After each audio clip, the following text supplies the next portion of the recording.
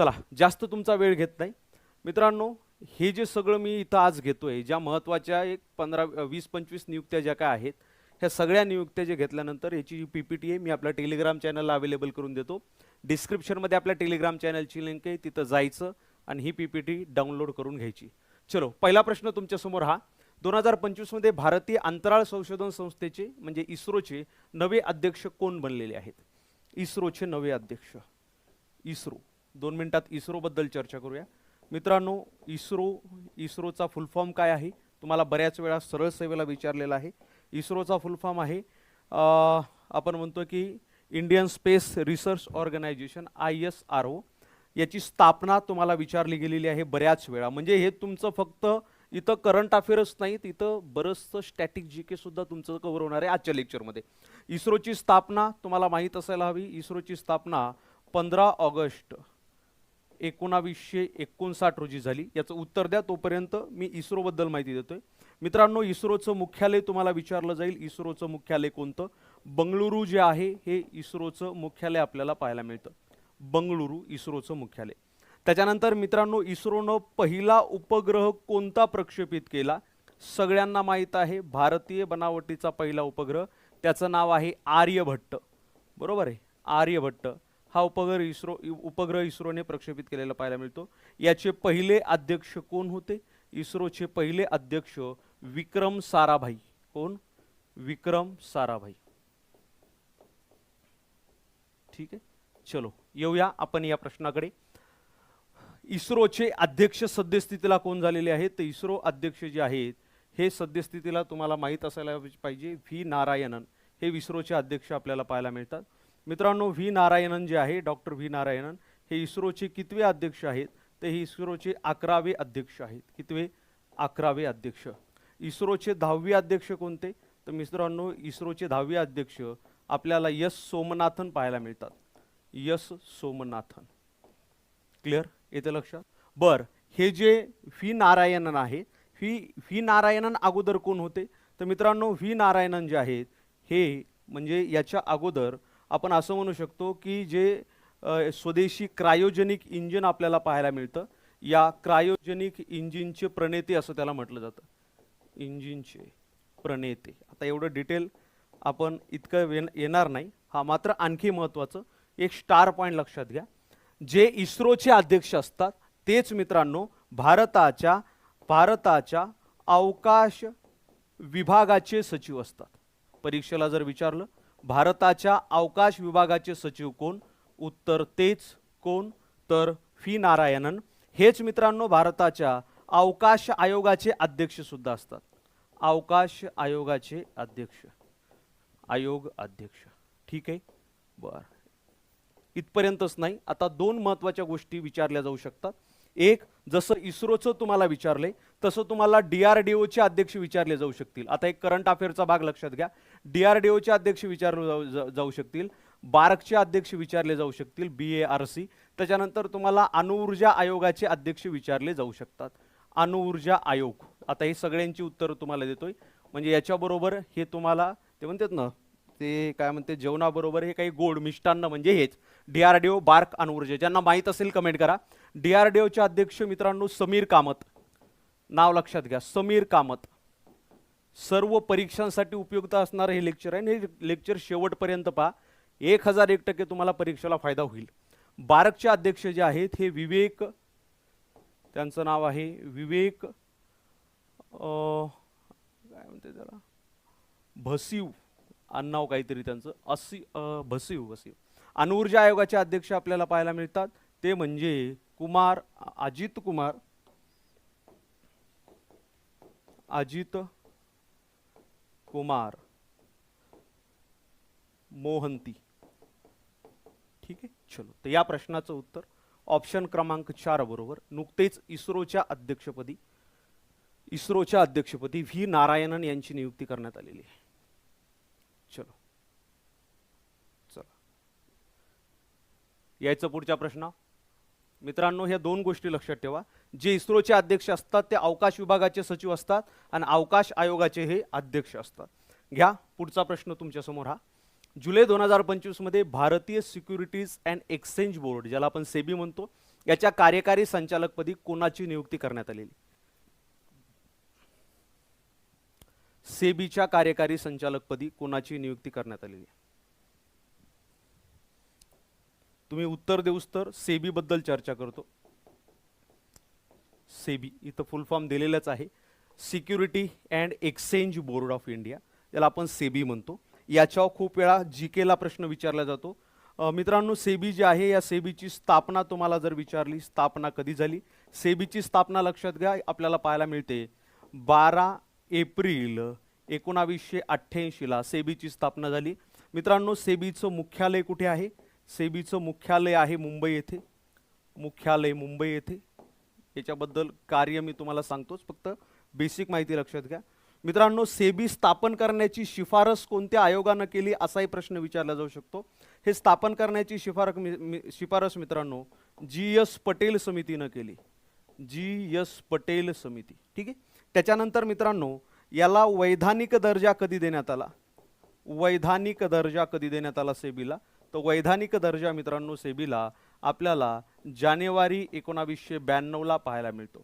जानेवारी 1992, जेव्हा आपण भारतामध्ये आर्थिक धोरण राबवायला सुरुवात केली होती, प्रायव्हेटायझेशन, लिबरलायझेशन म्हणजे खाजगीकरण, उदारीकरण, जागतिकीकरण राबवायला सुरुवात केली होती. सेबी काय करतं? सेबी तुमचे जे भारतामध्ये असणारे जी कमोडिटी मार्केट असेल आणि तुमचं शेअर मार्केट असेल, या शेअर मार्केटवर नियंत्रण ठेवण्याचं काम करतं. शेअर मार्केटमध्ये असणारे ब्रोकर यांच्यावर नियंत्रण ठेवण्याचं काम करतं. शेअर मार्केटमध्ये किती इन्व्हेस्टमेंट येते, कोणत्या फर्जी कंपन्या येतात का, काही घोल होतंय का, म्हणजे आपण असं म्हणूया की त्याच्यामध्ये अंतर्गत काही ट्रेडिंग होते का, याच्याबद्दल सेबी जे आहे हे लक्ष ठेवत असते. मित्रांनो, ही नियामक संस्था आहे. नियामक संस्था आहे. कशासाठीची नियामक संस्था आहे? ही भारतातील शेअर मार्केट आणि कमोडिटी मार्केटसाठी. शेअर मार्केट व कमोडिटी. चलो आता या इकडं तुमच्या उत्तराकडे. मित्रांनो, या प्रश्नाचं उत्तर आहे, या प्रश्नाचं उत्तर आहे ऑप्शन मध्ये उत्तर नाहीये. का आहे? नाहीये. ऑप्शन मध्ये उत्तर नाहीये. थोडंसं चुकून हे झालं असेल तर इथं मी लिहितोय तुहिकांत पांडे. करेक्शन करून घ्या, तुहिकांत पांडे. ठीक आहे. चलो मित्रांनो, तुहिकांत पांडे यांची सेबीच्या अध्यक्षपदी निवड झालेली आहे. आता 2-3 महत्त्वाच्या गोष्टी ज्या यांच्याबद्दल विचारल्या जाऊ शकतात. मित्रांनो, हे कितवे अध्यक्ष आहेत? हे 11वे अध्यक्ष आपल्याला पाहायला मिळतात. कितवे अध्यक्ष? 11वे अध्यक्ष. त्याच्यानंतर मित्रांनो, यांचा कार्यकाळ किती वर्षाचा? कार्यकाळ, यांचा कार्यकाळ आपल्याला पाहायला मिळतो 3 वर्ष एवढा. किती? 3 वर्षाचा कार्यकाळ आहे.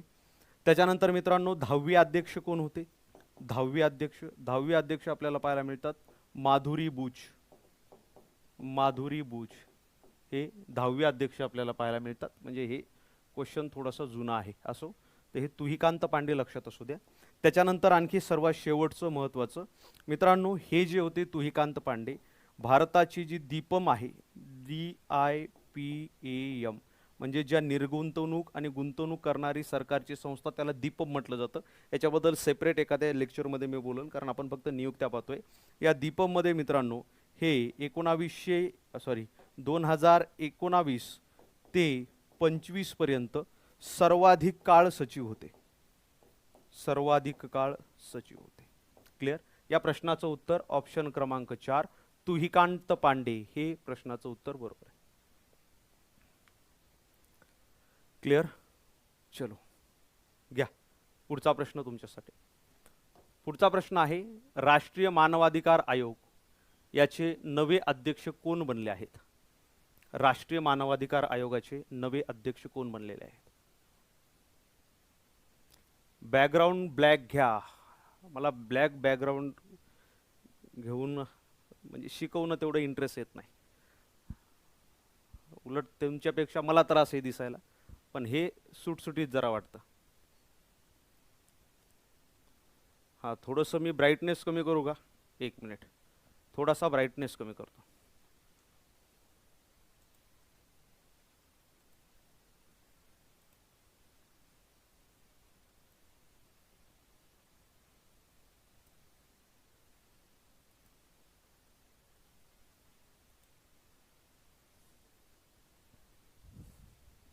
ठीक आहे आता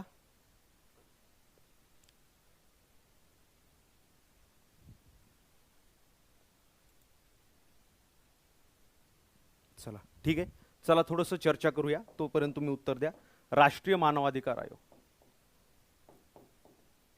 राष्ट्रीय मानवाधिकार किंवा मानवी हक्क आयोग याला असंच म्हटलं जातं राष्ट्रीय मानवी हक्क आयोग थोडंसं याच्याबद्दल चर्चा करूया जी केचा भाग आहे हा IMPA परीक्षेला खूप वेळा प्रश्न आलेला आहे तुम्हाला विचारलं जाईल राष्ट्रीय मानवी हक्क आयोगाची स्थापना जी आहे ही स्थापना कधी करण्यात आली याची स्थापना मित्रांनो झालेली आहे 12 ऑक्टोबर 1993 ला राष्ट्रीय मानवाधिकार आयोगाची स्थापना झाली तुम्हाला विचारलं जाईल राष्ट्रीय मानवाधिकार आयोगाचं मुख्यालय कुठे आहे राष्ट्रीय मानवाधिकार आयोगाचं मुख्यालय आपल्याला पाहायला मिळतं ते म्हणजे नवी दिल्ली या ठिकाणी नवी दिल्ली बर आणखी विचारलं जाईल तुम्हाला मित्रांनो कोणत्या कायद्याने याची स्थापना करण्यात आली राष्ट्रीय मानवाधिकार आयोगाची स्थापना तर मानवी हक्क संरक्षण कायदा मानवी हक्क संरक्षण कायदा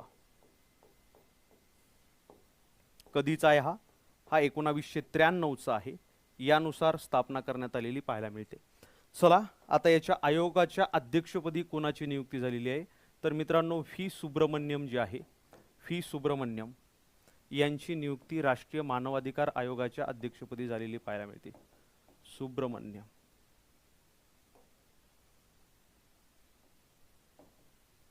ठीक आहे आता थोडंसं यांच्याबद्दल हे कितवे राष्ट्रीय मानवाधिकार आयोगाचे अध्यक्ष आहेत तर मित्रांनो हे 9वे अध्यक्ष आहेत कितवे अध्यक्ष आहेत हे 9वे अध्यक्ष आहेत पुढे मित्रांनो लक्षात घ्या यांच्या अगोदर 8वे कोण होते त्यांच्या अगोदर 8वे होते अरुण कुमार मिश्रा अरुण कुमार मिश्रा हे पाठ करायचे बरं का हे वाटल्यास तुम्ही रनिंग नोट्स लिहून घ्या नियुक्त्या खूप महत्त्वाच्या आहेत जेवढे आज आपण घेतोय एक 20-1च्या आसपास नियुक्त्या असतील हा आणखी आता इथं स्टार पॉईंट जसं मी म्हटलं की आपण इतर काही महत्त्वाचे याच्याशी रिलेटेड घेतोय जसं की तुम्हाला विचारलं जाईल अनुसूचित जमातीचे अध्यक्ष अनुसूचित जमातीचे अध्यक्ष त्याच्यानंतर विचारलं जाईल अनुसूचित जाती म्हणजे हे आयोग आहेत बरं का अनुसूचित जमाती आयोगाचे अध्यक्ष अनुसूचित जातीचे आयोगाचे अध्यक्ष अनुसूचित जातीचे आयोग जातीचे अनुसूचित जाती आयोगाचे अध्यक्ष त्याच्यानंतर तुम्हाला विचारलं जाईल राष्ट्रीय अल्पसंख्याक आयोगाचे अध्यक्ष अल्पसंख्याक आयोगाचे अध्यक्ष बघा याच्याशी लिंक करून मी देतोय बरं का परीक्षेला कोणते आलं तर 100% तुम्हाला फायदा होणार त्याच्यानंतर तुम्हाला आणखी विचारलं जाईल की हा राष्ट्रीय महिला आयोगाच्या अध्यक्षा ज्यांना माहीत आहे ते उत्तर देऊ शकता त्याच्यानंतर तुम्हाला विचारलं जाईल राष्ट्रीय बाल अधिकार संरक्षण आयोगाचे अध्यक्ष बाल अधिकार संरक्षण आयोगाचे अध्यक्ष बस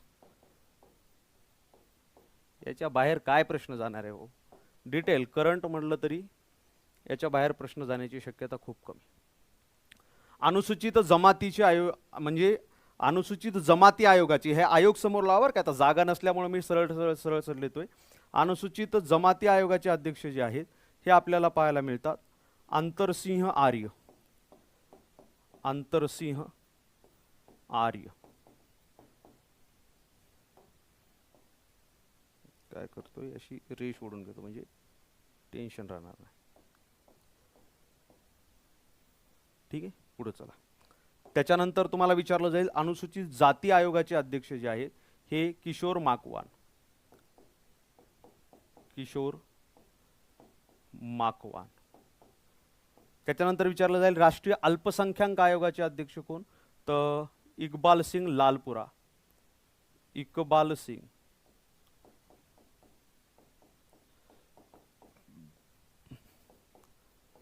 लालपुरा राष्ट्रीय महिला आयोगाच्या अध्यक्षा विजया किशोर राहटकर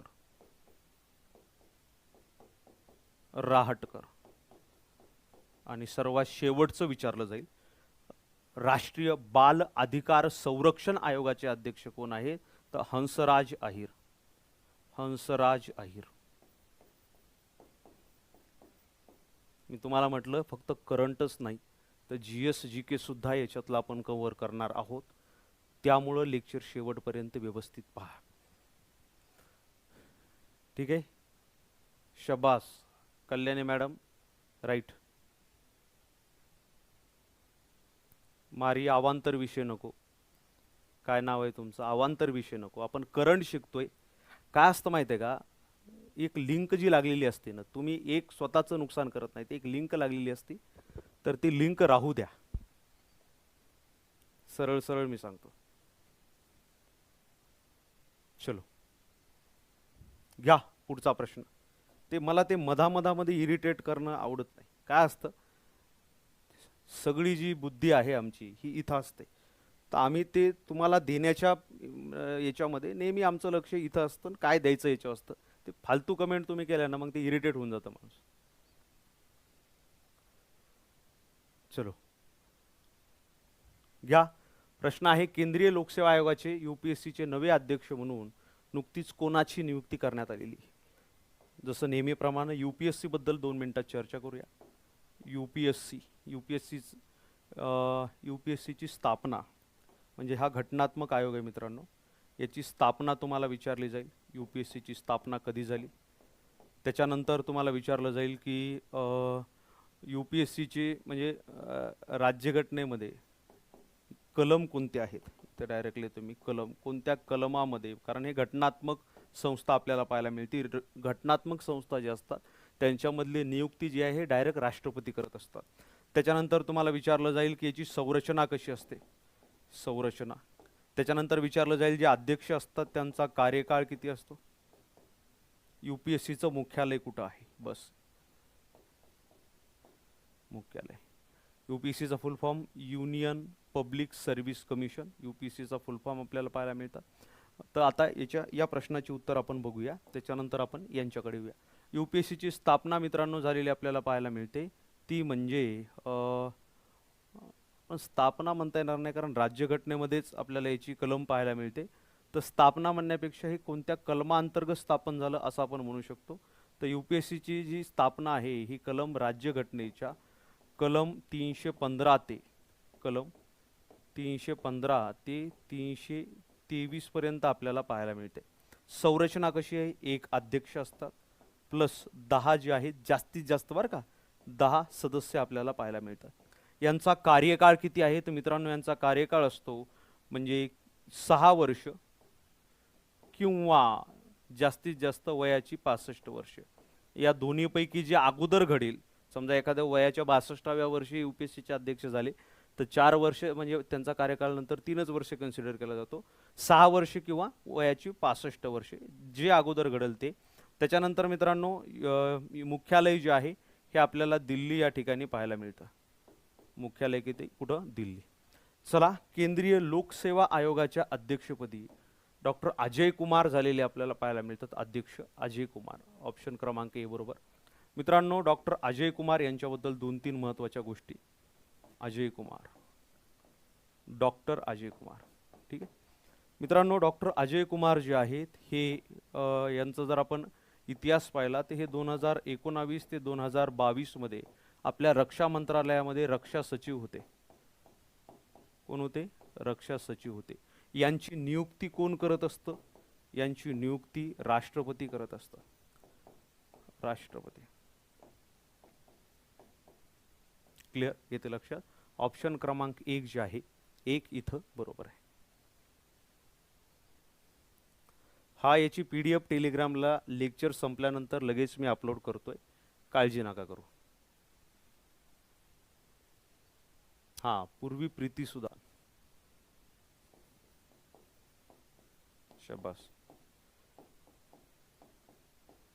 बर, पहिले जर विचारले तुम्हाला पहिले UPSCचे अध्यक्ष कोण होते तर पहिले अध्यक्ष आपल्याला पाहायला मिळतात रॉस बेकर. रॉस बेकर, ठीक आहे.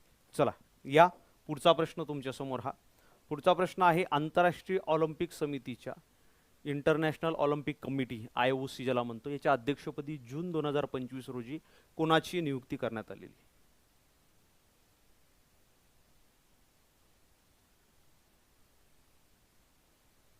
धन्यवाद धन्यवाद नम्रता मॅडम.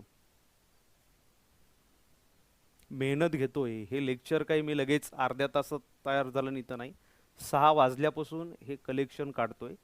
एकाच पुस्तकातून नसतं. पुस्तकात करेक्शन आलं तर आमचं करेक्शन तुमच्यापर्यंत जातं, मग तुमचं चुकतं.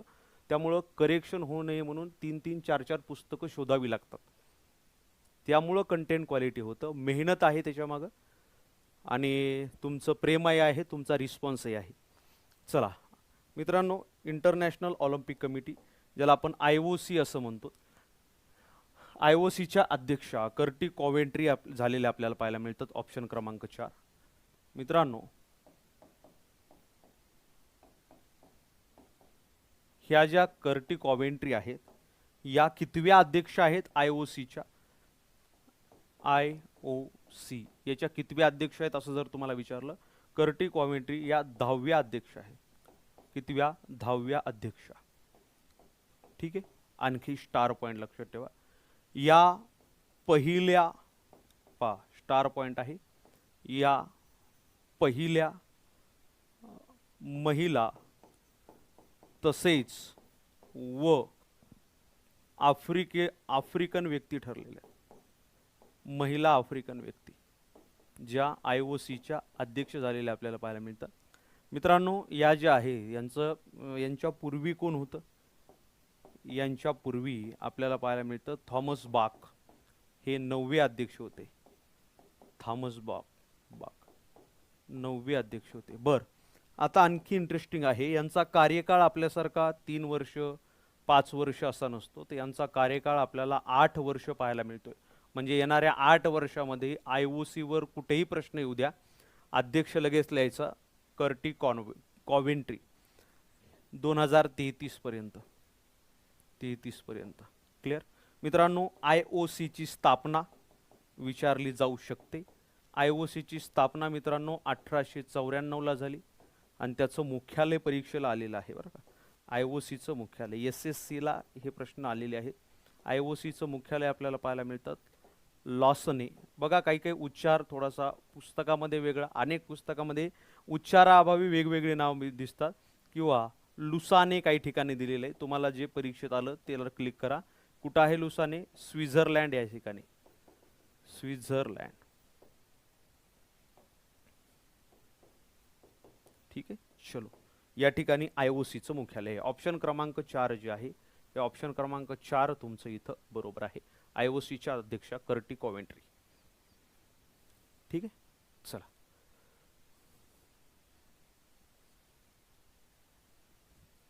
ऍड कधी येऊ आपण तयार पाहिजे. अभ्यास काही करंट अफेअर काय बदलणार आहे का ऍड आल्यानंतरच अभ्यास करायचं?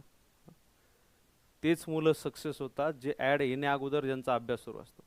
घ्या, AIIB एशियन इन्फ्रास्ट्रक्चर इन्व्हेस्टमेंट बँकच्या अध्यक्षपदी कोणाची नियुक्ती करण्यात आली आहे? पहा, परीक्षाभिमुख दृष्टिकोनातून महत्त्वाचं कंटेंट आहे आणि हे मागच्या 6 महिन्याच्या नियुक्त्या घेतोय आपण. एका महिन्याच्या किंवा 15 दिवसाच्या नाही, 6 महिन्याच्या नियुक्त्या घेतोय आणि याच्यामध्ये तुमचं रिव्हिजन व्यवस्थित होईल. तुम्हाला आताच सांगितलं, फक्त नियुक्त्याच नाही तर टप्प्याटप्प्यानं जे जे प्रकरण आहेत त्याच्यावर आपण फोकस करणार आहोत. थोडीशी चर्चा करूया आपण. AIIB Asian infrastructure investment bank, AIIB Asian infrastructure investment bank, या बँकेची स्थापना तुम्हाला जर विचारली सांगता आली पाहिजे. या बँकेचं मुख्यालय तुम्हाला जर विचारलं सांगता आलं पाहिजे. या बँकेचे सदस्य तुम्हाला विचारले सांगता आले पाहिजे. त्याच्यानंतर याचं कार्य विचारलं सांगता आलं पाहिजे. ठीक आहे. नंतर आपण याच्या अध्यक्षाकडे येऊया. मित्रांनो, या AIIB ची स्थापना आपल्याला पाहायला मिळते ती म्हणजे 16 जानेवारी 2016 ला. याला मराठीमध्ये आशियाई पायाभूत सुविधा गुंतवणूक बँक असं म्हटलं जातं. Asian infrastructure investment bank.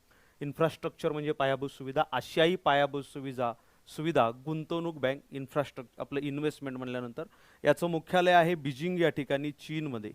Beijing या ठिकाणी याचं मुख्यालय आहे, चीन. आणि मित्रांनो, याच्या अध्यक्षपदी भारतीय व्यक्ती असल्यामुळे हा प्रश्न 100% स्टार करून ठेवा. याचे सदस्य आपल्याला पाहायला मिळतात 110 देश. किती देशाचे सदस्य आहेत? 110 देश. याचं कार्य काय आहे?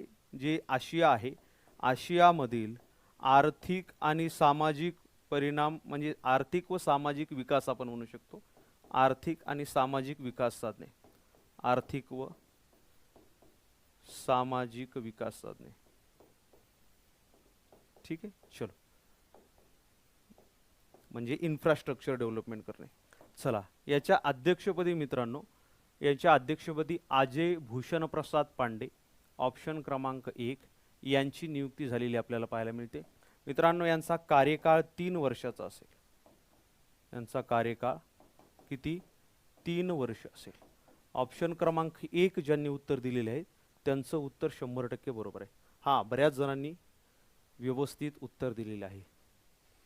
कल्याणी मॅडम, रोज शक्य होत नाही. तुम्ही विचार करा ना, मी 6 पासून तुमचे कंटेंट काढाय बसलोय करंटचं, आणि माझे रेग्युलर बॅचेस असतात, बाकीचीही कामं असतात.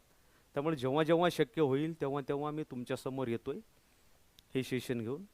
हे जास्तीत जास्त व्हिडिओ तुमच्या मित्रांपर्यंत पोहोचवा. जेवढा जास्त रिस्पॉन्स असेल तेवढा मलाही आनंद येतो.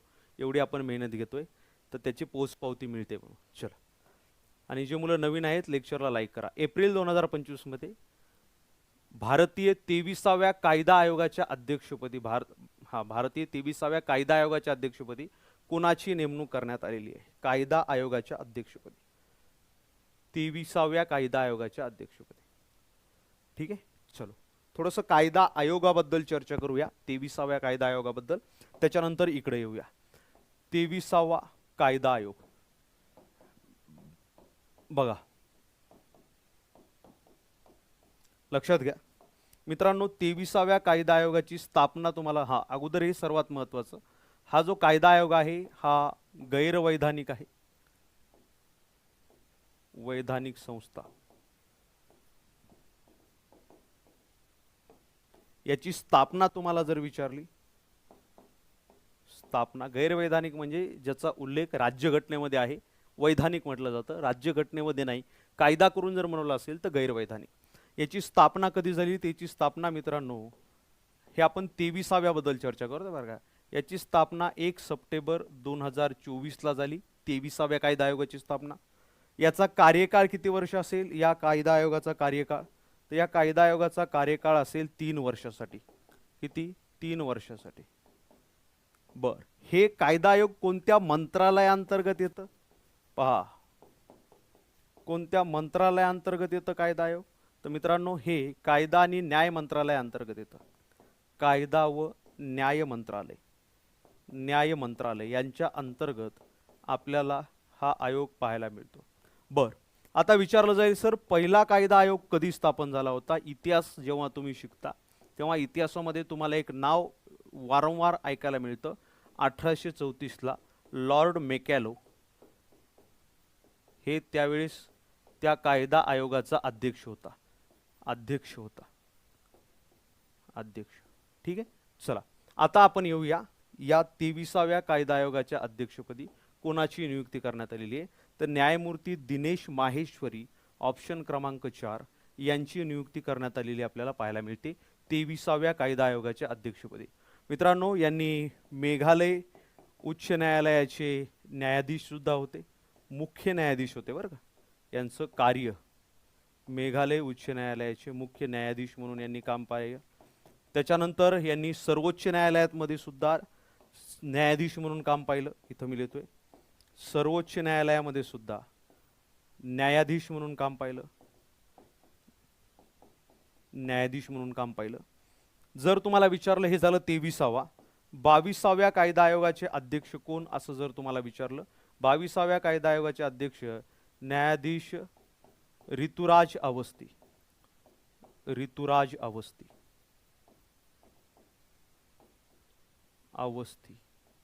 22व्या कायदा आयोगाचे अध्यक्ष. इथं मी लिहितोय 22व्या कायदा आयोगाचे अध्यक्ष. ठीक आहे, चलो ऑप्शन क्रमांक 4 जे आहे हे 4 या प्रश्नामध्ये उत्तर बरोबर आहे. शाबास, राईट.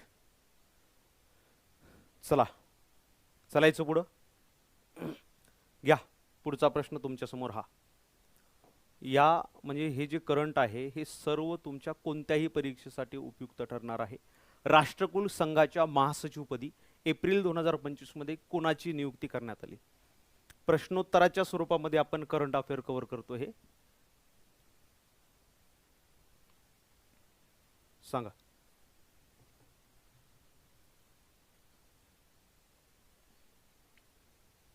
एक एक बरोबर आहे. ज्यांनी उत्तर शर्ली बॉचवे दिले त्यांचं उत्तर बरोबर आहे.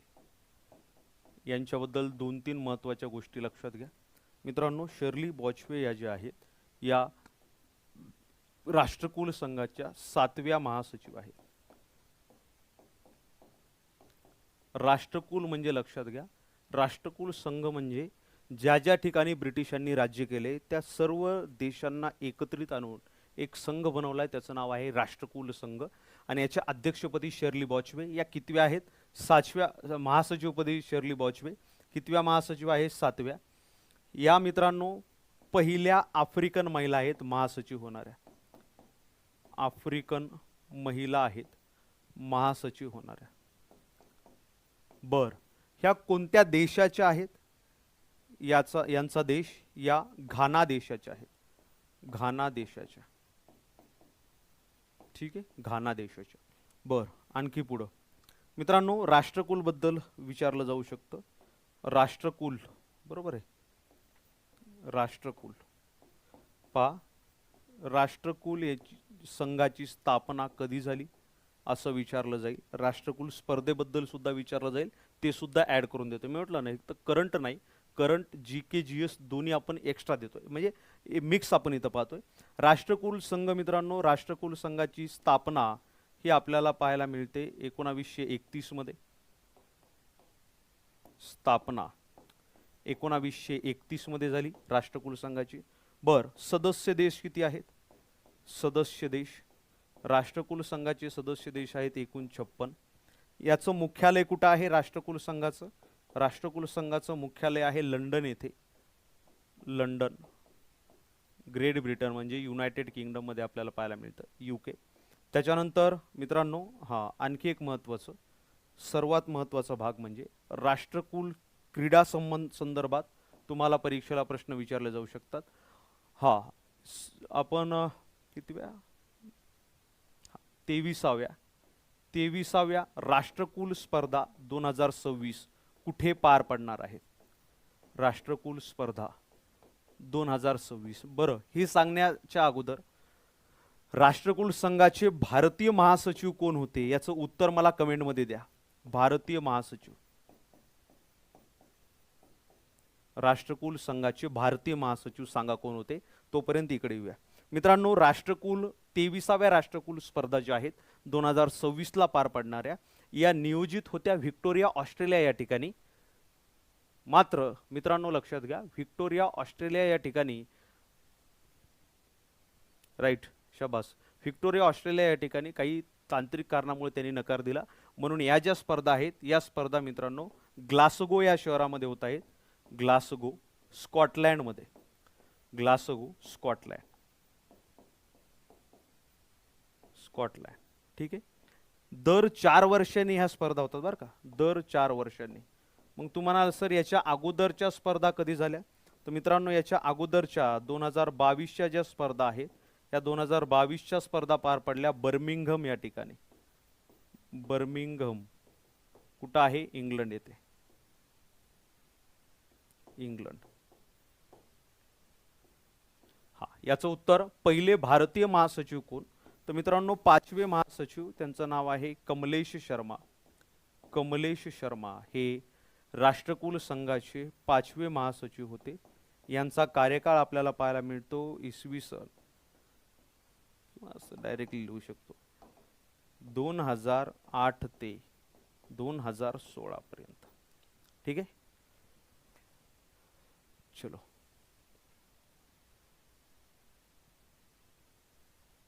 राईट, ग्लासगो स्कॉटलँडला ठेवल्या. हे बऱ्याच जणांना माहीत नसावं. ऑस्ट्रेलियामध्ये नियोजित होत्या, मात्र ग्लासगोला या शिफ्ट झाल्या.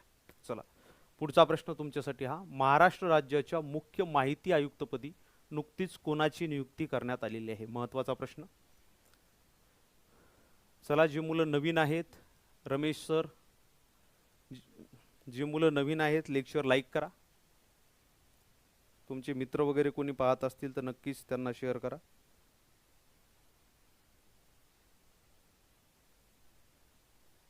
चलो मित्रांनो, लक्षात घ्या, महाराष्ट्र राज्याच्या मुख्य माहिती आयुक्तपदी पहिल्यांदा लक्षात घ्या, राज्य माहिती आयोग काय आहे त्याच्याबद्दल चर्चा करूया. राज्य माहिती आयोग परीक्षेला आलेला प्रश्न आहे, स्थापना विचारली आहे याची. राज्य माहिती आयोग, त्याच्याबद्दल चर्चा करूया आणि नंतर आपल्या प्रश्नाकडे येऊया. मित्रांनो, महाराष्ट्र राज्य माहिती आयोग जो आहे, म्हणजे याला आपण राज्य माहिती आयोग असंही म्हणतो, याची स्थापना कधी झाली असं जर तुम्हाला, आणि आलेला प्रश्न आहे, याची स्थापना आपल्याला पाहायला मिळते 2 मार्च 2006 रोजी. 2 मार्च 2006 ला याची स्थापना केलेली आहे. याचं मुख्यालय कुठे आहे? मुख्यालय, तर याचं मुख्यालय आहे मुंबई या ठिकाणी. बर, सर्वात पहिल्यांदा ही वैधानिक संस्था आहे का, तर संविधानिक आहे का? तर हो, संविधानिक संस्था आहे. ही संविधानिक संस्था आहे. बरं, याची स्थापना कोणत्या कायद्याअंतर्गत करण्यात आली, म्हणजे याची स्थापना कधी संविधानामध्ये नोंद आहे? याची स्थापना ही आपल्याला RTI ॲक्ट 2005 माहीत आहे. RTI ॲक्ट म्हणजे माहिती अधिकार 2005, तर याच्या कलम 15 नुसार याची स्थापना करण्यात आली. कलम 15 नुसार. बर, आता याचं उत्तर आहे, याचं उत्तर आहे राहुल भालचंद्र पांडे. राहुल भालचंद्र पांडे यांची महाराष्ट्र राज्याच्या मुख्य माहिती आयुक्तपदी नियुक्ती करण्यात आलेली. मित्रांनो, मुख्य माहिती आयुक्तानंतर माहिती आयुक्त म्हणून सुद्धा तिघांची नियुक्ती करण्यात आलेली. हे झाले मुख्य माहिती आयुक्त. लक्षात घ्या, हे झाले मुख्य माहिती आयुक्त. आणि इतर माहिती आयुक्त आपण जर पाहिले, मुख्य माहिती आयुक्त,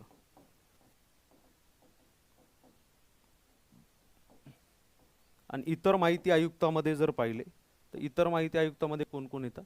तर इतर माहिती आयुक्तामध्ये रवींद्र ठाकरे येतात. रवींद्र ठाकरे. त्याच्यानंतर इतर माहिती आयुक्तामध्ये प्रकाश इंदलकर येतात. प्रकाश इंदलकर. त्याच्यानंतर गजानन निमदेव. हे तीनही बरोबर आहे, हे लिहायची गरज नाही पण ठीक आहे. गजानन निमदेव म्हणजे हे मुख्य माहिती आयुक्त, आणि इतर माहिती आयुक्तामध्ये हे तिघ जण आपण असंही म्हणू शकतो. ठीक आहे. चला, तर या प्रश्नाचं उत्तर ऑप्शन क्रमांक 1 जे आहे, हे 1 तुमचं इथं बरोबर असणार आहे. भारताची राईट हिरालाल सामरिया. ठीक आहे, चलो, धन्यवाद वनिता मॅडम. क्लिअर. चलो, घ्या पुढचा प्रश्न तुमच्यासाठी हा. भारताचे 26वे मुख्य निवडणूक आयुक्त कोण बनले आहेत? 26वे मुख्य निवडणूक आयुक्त. 26वे मुख्य निवडणूक आयुक्त कोण बनले आहेत असा परीक्षेला प्रश्न आलेला आहे. तर निवडणूक आयोगाच्या संदर्भात माहिती पाहिजे.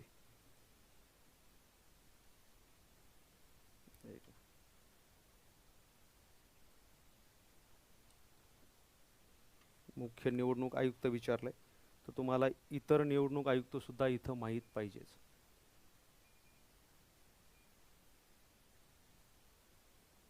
ठीक आहे. चला मित्रांनो, आपल्या राज्यघटनेमध्ये एक मुख्य निवडणूक आयुक्त असतो. मुख्य निवडणूक आयुक्त. आणि दोन जे असतात, हे दोन असतात निवडणूक आयुक्त. निवडणूक आयुक्त आणि दुसरे सुद्धा निवडणूक आयुक्त. ठीक आहे. चलो, आता इथं विचारले मुख्य निवडणूक आयुक्तपदी कोणाची नियुक्ती करण्यात आली? याचं उत्तर आहे ज्ञानेश कुमार. ज्ञानेश कुमार. आणि मित्रांनो, जर इतर दोन निवडणूक आयुक्त विचारले, पहिला आहे सुखबिंदर सिंधू. सुखबिंदर सिंघू. आणि दुसरे आपल्याला पाहायला मिळते ते म्हणजे विवेक जोशी. विवेक जोशी हे सुद्धा नवीन नियुक्त आहेत. विवेक जोशी. थोडं 2-3 महत्त्वाच्या गोष्टी याच्याबद्दल चर्चा करूया मित्रांनो. ज्ञानेश कुमार जे आहेत हे कितवे माहिती आयुक्त आहेत, तर इथून असं मिळतोय ज्ञानेश कुमार हे 26वे माहिती आयुक्त मधून बाहेर पडणार आहे. 26वे मुख्य निवडणूक आयुक्त आहेत. मुख्य निवडणूक आयुक्त.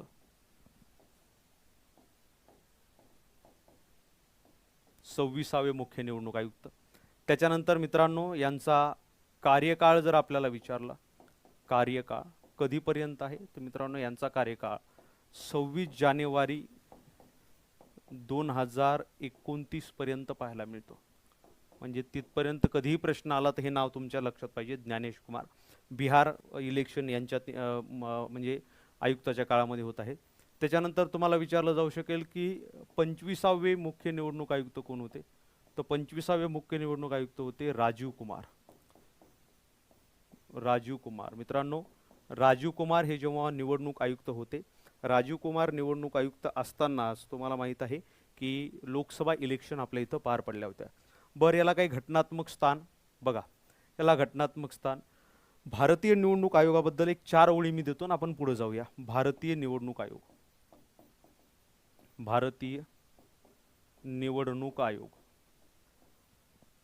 आता याच्याबद्दल करंटमध्ये तर सांगितलं, याचं उत्तर सुद्धा निघालं. ऑप्शन क्रमांक 2 ज्ञानेश कुमार हे उत्तर तुमचं इथं बरोबर असणार आहे. भारतीय निवडणूक आयोगाची स्थापना विचारली जाईल तुम्हाला, कधी झाली स्थापना विचारली जाईल. त्याच्यानंतर भारतीय निवडणूक आयोग जे आहे कोणत्या कलमाअंतर्गत याची स्थापना आहे हेही तुम्हाला विचारलं जाईल. त्याच्यानंतर याचं मुख्यालय विचारलं जाईल. मुख्यालय. ठीक आहे, बस एवढं सफिशियंट आहे. बाकी मग आपण GS/GK मध्ये तर बघितलेलंच आहे. चला, याची स्थापना मित्रांनो 25 जानेवारी 1950ला स्थापना पाहायला मिळते. 25 जानेवारी रोजी स्थापना झाल्यामुळे मित्रांनो 25 जानेवारी हा जो दिवस आहे इथं मी लिहितोय 25 जानेवारी हा राष्ट्रीय मतदार दिन म्हणून साजरा करण्यात येतो. हे स्टार पॉइंट आहे बरं का. इथं मी लिहितोय 25 जानेवारी राष्ट्रीय मतदार दिन, कारण याच दिवशी 1950 रोजी निवडणूक आयोगाची स्थापना झालेली. कोणत्या कलमांतर्गत निवडणूक आयोग स्थापना आपल्याला पाहायला मिळते, तर कलम 324 अंतर्गत. कलम 324 अंतर्गत. हा आणखी एक महत्त्वाचं, यांची निवड किंवा नियुक्ती कोण करतं, यांची नियुक्ती जी आहे हे राष्ट्रपती करत असतात. नियुक्ती राष्ट्रपती करतात. ठीक आहे, राष्ट्रपती करतात. हे PPT मी अवेलेबल करून देतो, त्यामुळे टेन्शन घेऊ नका. याचं मुख्यालय आहे निर्वाचन सदन दिल्ली. निर्वाचन सदन दिल्ली. ठीक आहे, चलो इथपर्यंत कोणाला अडचण. ऑप्शन क्रमांक 2 जे आहे हे 2 तुमचं इथं बरोबर असणार आहे. ठीक आहे, चला घ्या पुढचा प्रश्न तुमच्यासाठी हा. Reserve bank of India RBI चे 26वे गव्हर्नर कोण बनले आहेत. Reserve bank of India RBI चे आजच प्रश्न होता निवडावर. ओके, निवड कोण करतं म्हणून, त्याच्यामुळेच तुम्हाला म्हटलं की इथं फक्त करंट नाही, करंट बरोबरच तुमचं GS/GK सुद्धा आपण कव्हर करत आहोत. चला, रिझर्व्ह बँक ऑफ इंडिया, थोडंसं RBI बद्दल चर्चा करूया, नंतर आपण RBIच्या गव्हर्नरकडे येऊया. RBI. बर मित्रांनो, RBI ची स्थापना विचारली जाईल. ठीक आहे, त्याच्यानंतर RBIचं मुख्यालय विचारलं जाईल. त्याच्यानंतर समिती विचारली जाईल. शिफारस कोणत्या समितीने केली होती, शिफारस कोणत्या कायद्याअंतर्गत स्थापना झाली, राष्ट्रीयकरण कधी झालं, राष्ट्रीयकरण. ठीक आहे, हे बेसिक. त्याच्यानंतर सर्वाधिक काळ गव्हर्नर कोण होतं, सर्वात कमी काळ गव्हर्नर कोण होतं,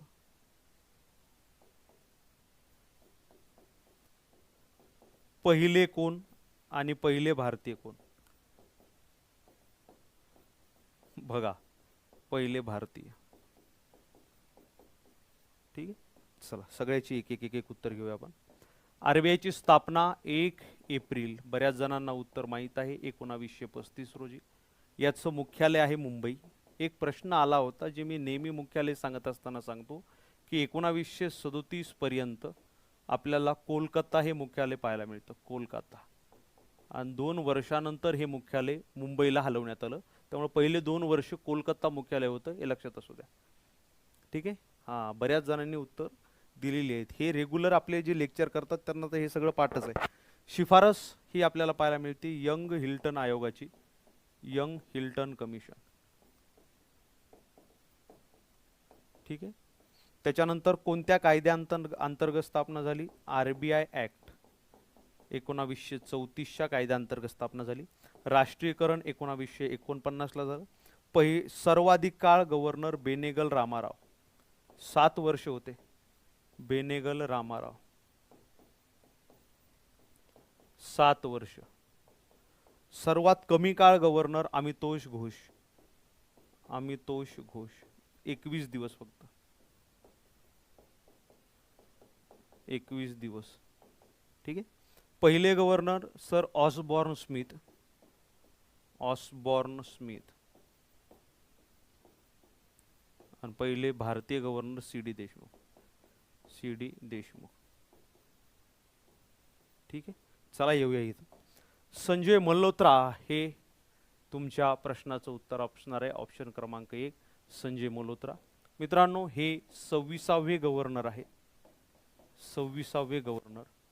25वे कोण होतं हे जर विचारलं, शक्तिकांत दास होतं. 25वे शक्तिकांत दास, शक्तिकांत दास. बर, त्याच्यानंतर मित्रांनो याच्या अगोदर हे कोण होते? संजय मल्होत्रा.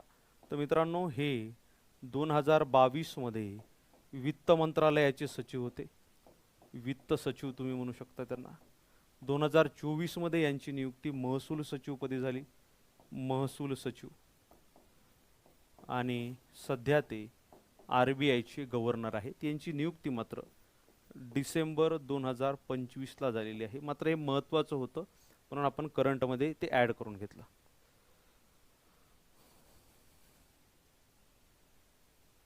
क्लिअर? ते नियुक्तीमध्ये बघूया सर पुढं. ठीक आहे, हां, 24वे उर्जित पटेल. चला, जी मुलं नवीन आहेत लेक्चर लाईक करा. तुमचे मित्र वगैरे कोणी पाहत असतील, म्हणजे तयारी करत असतील तर त्यांच्यापर्यंत शेअर करा. नक्कीच आपण आणखी याचे काही आपण पार्ट असतील तर घेऊन येऊया. चला, भारतीय क्रिकेट नियामक मंडळ ज्याला आपण BCCI म्हणतो, याच्या सचिवपदी कोणाची नियुक्ती करण्यात आलेली आहे? BCCIच्या सचिवपदी कोणाची नियुक्ती करण्यात आली आहे? धन्यवाद कल्याणी मॅडम, फायदा होतो, 100% होतो. आणि जेवढं क्वालिटी कंटेंट देता येईल तुमच्या समोर आणता येईल तेवढं मी आणण्याचा प्रयत्न करत असतो. एक दिवस लेक्चर लेट कधी झालं नाही तर मी लेक्चर घेतही नाही, पण देणार तर व्यवस्थित देणार. ते म्हणजे खाईन तर तुपाशी नाही तर उपाशी. काय असतं, काम आपण प्रामाणिक केलं ना, त्याची पोचपावती मिळाली तर ते खाल्लेलं अन्न अंगाशी लागतं, हा त्याचा भाग आहे. अच्छा, नवीन आहे संजय सर, कंटिन्यू लेक्चर करा, काही तुम्हाला लक्षात येईल. या, जास्त वेळ घेत नाही. थोडंसं BCCI बद्दल चर्चा करूया. BCCI, BCCI मित्रांनो, BCCIचा फुल फॉर्म काही जणांना माहीत नाही, परीक्षेला आलेला आहे. Board of control for cricket in India, board of control for cricket in India, board of control for cricket in India. पाठ करून ठेवा, BCCI, board of control for cricket in India. याची स्थापना कधी झाली? BCCIची स्थापना मित्रांनो, BCCIची स्थापना आपल्याला पाहायला मिळते डिसेंबर 1928ला. कधी? डिसेंबर 1928. त्याच्यानंतर मित्रांनो याचं मुख्यालय कुठे आहे BCCIचं? याचं मुख्यालय आहे मुंबई या ठिकाणी, मुंबई. BCCIचं मुख्यालय मुंबई येथे. त्याच्यानंतर BCCIचे अध्यक्ष कोण आहेत? BCCIचे अध्यक्ष तर मित्रांनो रॉजर बिन्नी जे आहेत हे BCCIचे अध्यक्ष आहेत. रॉजर बिन्नी BCCIचे अध्यक्ष. पुढे चला मित्रांनो, BCCI जगातील सर्वात श्रीमंत असणार क्रिकेट नियामक मंडळ आहे? क्रिकेट नियामक मंडळ किंवा क्रिकेट प्रशासकीय संस्था, नियामक मंडळ म्हणलं तरी चालेल. नियामक मंडळ. मित्रांनो, बीसीसीआय 4 संघाचं नेतृत्व करतं किंवा 4 संघाचे व्यवस्थापन करते. 4 संघाचे व्यवस्थापन लक्षात घ्या. कोणत्या कोणते संघ त्याचं व्यवस्थापन बीसीसीआय करतं? एक आपला पुरुष क्रिकेट संघ म्हणजे राष्ट्रीय क्रिकेट संघ पुरुष.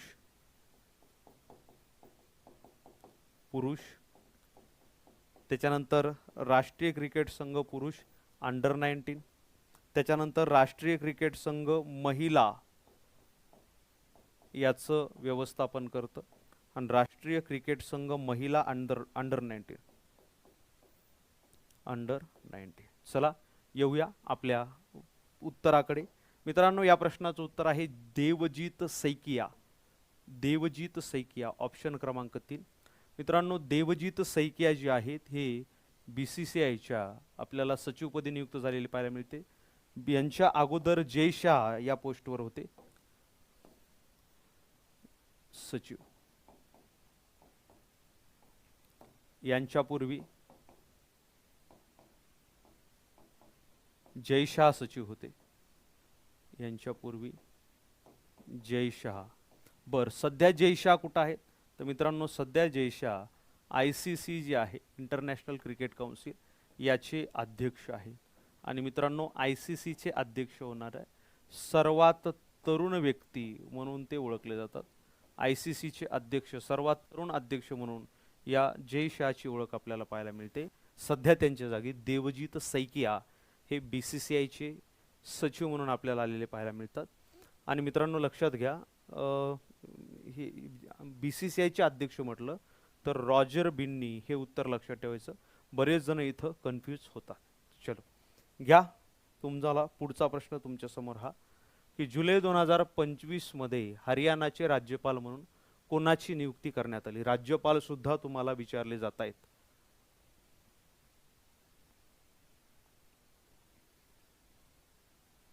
हा, संजोग गुप्ता, राईट.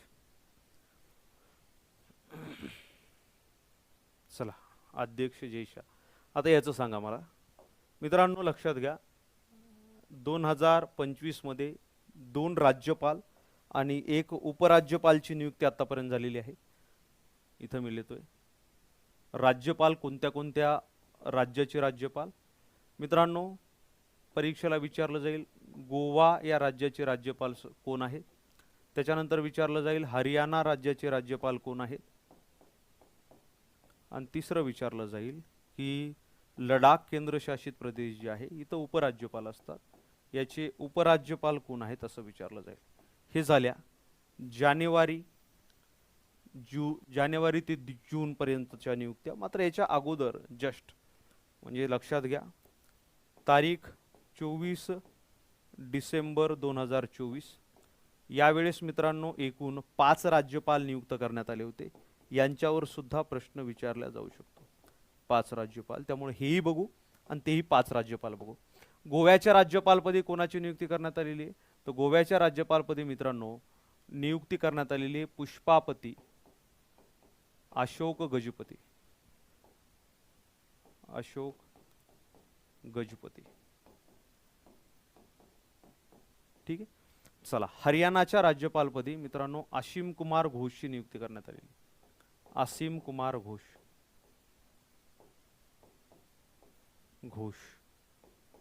त्याच्यानंतर जे लडाख जे आहे, लडाखमध्ये उपराज्यपाल आहे, इथं मी कंसामध्ये आधीच लिहितो, उपराज्यपालपदी कोणाची नियुक्ती करण्यात आलेली लडाखच्या उपराज्यपालपदी? तर मित्रांनो, लडाखच्या उपराज्यपालपदी कविंदर गुप्ताची नियुक्ती करण्यात आलेली आहे. कविंदर गुप्ता, ठीक आहे. चलो, त्याच्यानंतर मी तुम्हाला म्हटलं की एक 7 दिवस अगोदर 5 राज्यपाल नियुक्त करण्यात आले होते. 5 राज्यपाल कोणते कोणते लक्षात घ्या. मणिपूरचे राज्यपाल नियुक्त करण्यात आले होते. सांगा ज्यांना माहित आहे ते कमेंटमध्ये कोण आहेत. मिझोरमचे राज्यपाल नियुक्त करण्यात आले होते, मिझोरम. त्याच्यानंतर मित्रांनो बिहारचे राज्यपाल नियुक्त करण्यात आले होते, ही नावं लिहून घेऊ आपण. 4 नंबर. केरळचे राज्यपाल नियुक्त करण्यात आले होते, कोण होते? नंबर टाका ना उत्तर द्या. 5 नंबर. ओडिसाचे राज्यपाल नियुक्त करण्यात आले होते, ओडिशा. ठीक.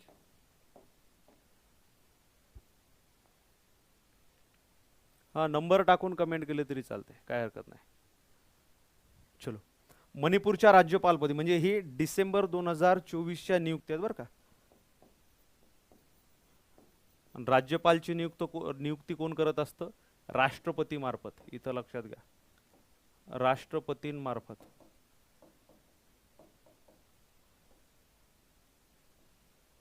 ठीक आहे. चलो, मणिपूरच्या राज्यपालपदी मित्रांनो अजय कुमार भल्ला यांची नियुक्ती करण्यात आली,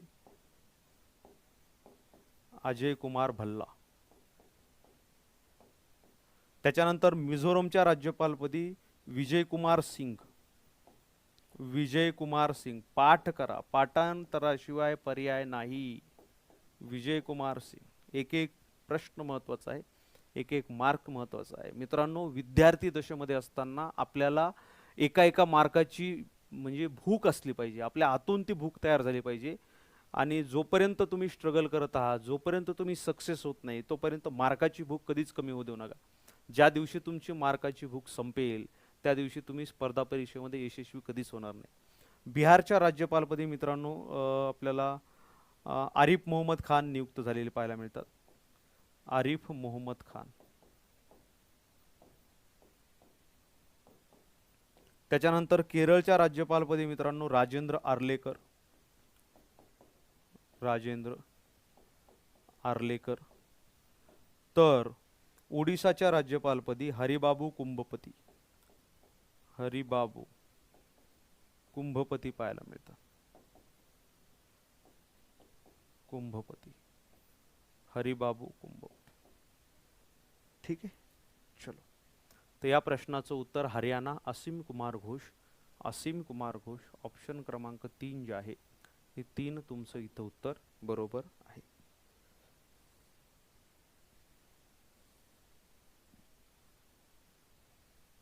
ठीक आहे. चला, जी मुलं नवीन जॉईन झालेत लेक्चर लाईक करा, आवडत असेल तर तुमच्या मित्रांपर्यंत पोहोचवा जे तयारी करतात, जेणेकरून आपल्याला जास्तीत जास्त तुमच्यासाठी क्वालिटी कंटेंट घेता येईल. चलो, घ्या पुढचा प्रश्न. हे झालेलं आहे, निवडणूक आयुक्त रिपीट प्रश्न झालाय तो. शेवटचा प्रश्न. जून 2025 मध्ये भारतीय गुप्तचर संस्था, ज्याला आपण रॉ म्हणतो, रिसर्च अँड ॲनालिसिस विंग, रॉचे नवीन प्रमुख म्हणून कोणाची नियुक्ती करण्यात आली आहे? रॉचे नवीन प्रमुख.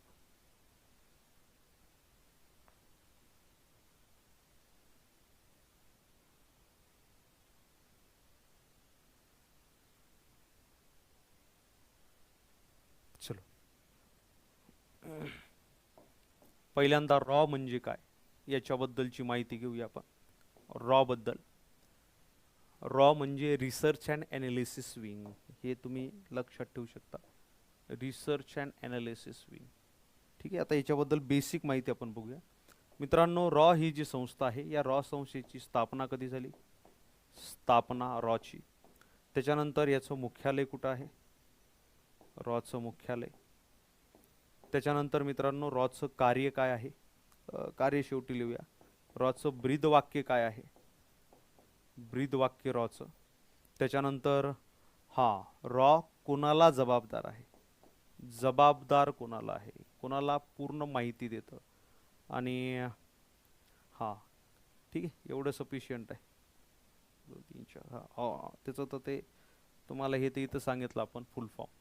रॉची स्थापना मित्रांनो 21 सप्टेंबर 1968 रोजी झाली. रॉचं मुख्यालय कुठं आहे? नवी दिल्ली येथे, नवी दिल्ली. रॉचं ब्रीद वाक्य काय आहे? रॉचं ब्रीद वाक्य आहे धर्मो रक्षति रक्षिता, धर्मो रक्षति रक्षिता.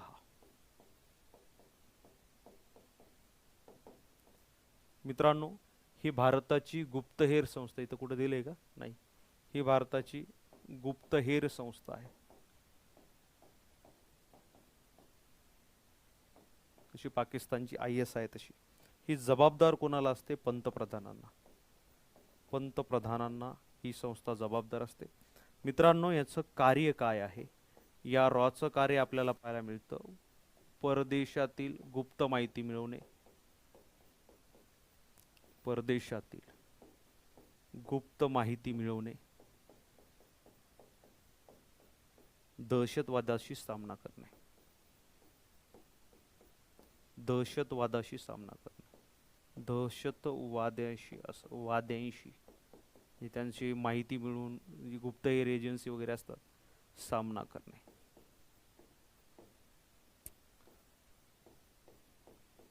ठीक आहे, चलो मित्रांनो, या प्रश्नाचं उत्तर आपल्याला इथं पाहायला मिळतं. पराग जैन, रवी सिन्हा. काय विचारलं आपल्याला? याचे प्रमुख कोणाची नियुक्ती करण्यात आलेली? ते ऑप्शन क्रमांक 1 पराग जैन यांची नियुक्ती करण्यात आलेली. मित्रांनो, तुम्हाला प्रश्न देतो, IB प्रमुख कोण आहेत? द्या उत्तर. IB प्रमुखपदी सध्या कोण आहेत? भारताच्या IB प्रमुखपदी सध्या कोण आहे? हा, शबास, याला म्हणायचा अभ्यास.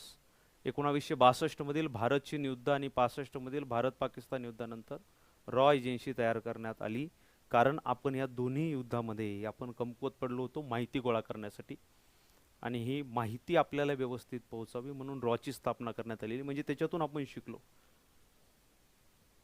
राईट. IB चे प्रमुख तपन कुमार डेका.